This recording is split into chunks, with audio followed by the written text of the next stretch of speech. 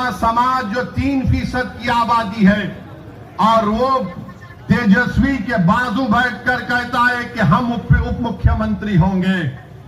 मैं ढाका की आवाम को और बिहार की जनता को और खास तौर से वो 17% अल्पसंख्यक समाज को एक पैगाम दे रहा हूं।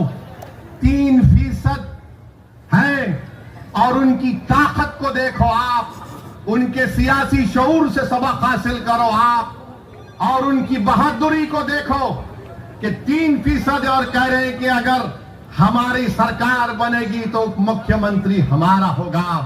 बताओ आप 17% है, अगर मल्ला का बेटा उप मुख्यमंत्री बन सकता तो क्या आदम का बेटा मुख्यमंत्री नहीं बन सकता? अगर मल्ला का बेटा उप मुख्यमंत्री बन सकता तो क्या मोहम्मद का बेटा नहीं बन सकता? बनेगा। मेरे भाई फैसला आपको करना है। 17% है, 3% है और 14% है। 14% है तेजस्वी और आप देते हैं टिकट उनको कितना? 14 है तो 36% टिकट दिया। जो 17% है उनको क्या दिया? उनको लॉलीपॉप दिया। तुम 14% और 36% तुम, और हमको बोल रहे दरी बिछाओ, दरी बिछाओ, दरी बिछाओ। हमारी बात क्या है कि हम हिस्सा चाहते हैं, बराबरी चाहते हैं। हम किसी के जर खरीद गुलाम नहीं हैं। तुमने आज जंजीरें तोड़ दी हैं। अगर यह हकीकी तौर पर आपको जंजीरें तोड़ना है तो अपने दिमाग से इस बात को हमेशा के लिए निकाल दो कि हम किसी के गुलाम नहीं, हम बराबरी चाहते हैं। अगर आप अपने दिमाग से इस बात को निकाल देंगे हमेशा के लिए तो याद रखिए आप और हमसे इंसाफ होगा।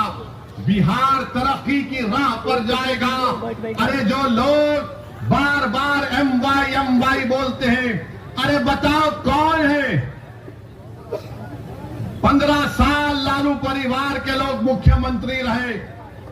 20 साल से नीतीश कुमार मुख्यमंत्री हैं। 2 मर्तबा तेजस्वी उप मुख्यमंत्री बन गए। अरे हम पूछना चाहते हैं कि आखिर हमारा रोल क्या है? मजलिस आपको कह रही है कि राणा रंजीत हमारा बेटा, हमारा भाई है। आप राणा रंजीत को वोट भी डालेंगे और वोट भी हासिल करेंगे।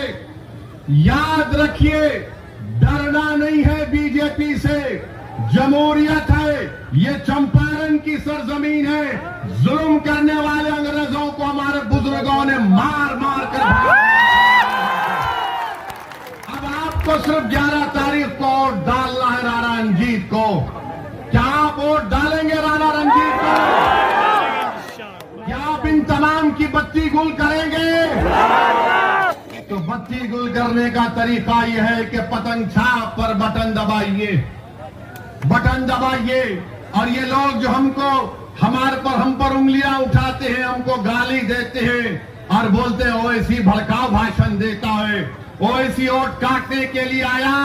तो सुनो 17% अल्पसंख्यक समाज बिहार के तुम्हारी तबाही और बर्बादी की दास्तान को तुम्हारे सामने बयान कर रहा हूं। क्या तुम जानते हो कि मुसलमान महिला 90% मुसलमान महिला अपने घर में मजबूर हो जाती है अपने बच्चे औलाद को जन्म देने के लिए। कहां गया तुम्हारा विकास?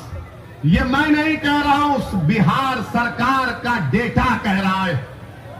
बिहार सरकार का डेटा कह रहा है 28% लोग बिहार के पलायन करके चले जाते हैं, जिसकी वजह से बिहार के 30 से 50% घर अपने बेटे से, अपने बाप से, अपनी औलाद से, शौहर से महरूम हो जाते हैं। ये विकास है? ये तुम्हारा डबल इंजन की सरकार है कि 28% लोग बिहार के अपना पेट पालने के लिए, अपनी औलाद को पढ़ाने के लिए, अपनी बहनों की शादी कराने के लिए घर बार छोड़ के चले जाते, और देश के प्रधानमंत्री आकर कितना बकते हैं, कितना बोले जाते हैं। मेरे अजीज दोस्तों और बुजुर्गों, मैं आपको ये बताना चाह रहा हूं कि बिहार में नीतीश कुमार की 20 साल की सरकार और 15 साल की राजद की लालू परिवार की सरकार, वो पहला जंगल राज था, ये दूसरा जंगल राज चल रहा है।